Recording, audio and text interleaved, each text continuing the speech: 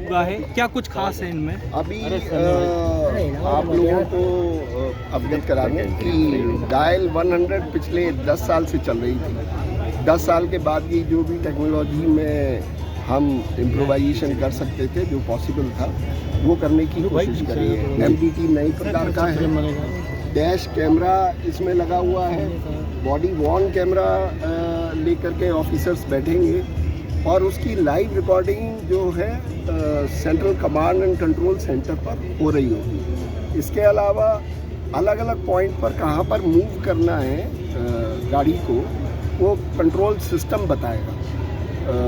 उस पर डिस्क्रिशन नहीं छोड़ा गया है, ना तो बैठे हुए पुलिस ऑफिसर्स के ऊपर और ना ड्राइवर के ऊपर। एसपीज़ को ज़रूर ओवरराइडिंग पावर रहेगी कि अगर कोई ऐसी सिचुएशन है ज़िले में जहाँ पर किसी भी कंसर्न व्हीकल को मूव कराना है, तो एसपी डेफिनेटली सिस्टम को ओवरराइड कर सकेंगे। ये चीज़ें सर, डायल 100 से कितना एडवांस इसको बनाया गया और क्या कुछ है? अभी तो बताया। और सर इसमें एक स्ट्रेचर भी देख रहे हैं हम, वो क्या सोच के इसमें? स्ट्रेचर पहले भी थी, स्ट्रेचर अभी भी है। ये नए ज़माने की स्ट्रेचर है इस सेंस में कि 10 साल पहले हमारे पास बड़ी सिंपल स्ट्रेचर्स हुआ करती थी, गाड़ियाँ भी सिंपल थी। तो ये फोल्डेबल स्ट्रेचर है, जगह कम लेती है और एक्सीडेंट्स के केस में या कई बार ऐसा होता कोई बीमार है तब भी कॉल कर लेते हैं, तो हम पेशेंट को या विक्टिम को अस्पताल पहुंचा सकते हैं। सर, मध्य प्रदेश में ऐसे कितने गांव थे जहां 100 डायल नहीं पहुंच पाती थी, लेकिन अब तो ये नया ऐसा नहीं है कि ऐसी कौन सी जगह थी जहां डायल 100 नहीं पहुंच पाती थी। टाइम का ज़रूर लगता था कि 1000 गाड़ियाँ थी और 10 साल में सिस्टम में गाड़ियाँ भी चलने लायक स्थिति में नहीं रहती या नीचे करो भाई, नीचे करो हाथ पर वहाँ पर 30 मिनट से ज़्यादा भी लग जाता था कई बार, जो है शहर में 5 मिनट से कम भी लगता था।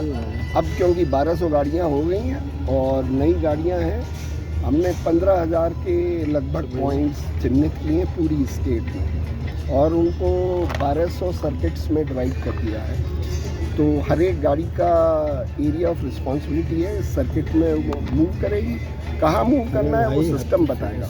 अनलेस कोई इंसिडेंट ना आ जाए या कोई ऐसी सिचुएशन ना हो जहाँ पर गाड़ी को जिले के अधिकारी। सर, डायल 100 के अलावा और कौन कौन से इमरजेंसी के नंबर बदले गए 112 में के दायरे में आएंगे? नंबर बदले नहीं गए हैं, ऐसा नहीं है कि वो नंबर अब खारिज हो गए या इस्तेमाल नहीं होंगे।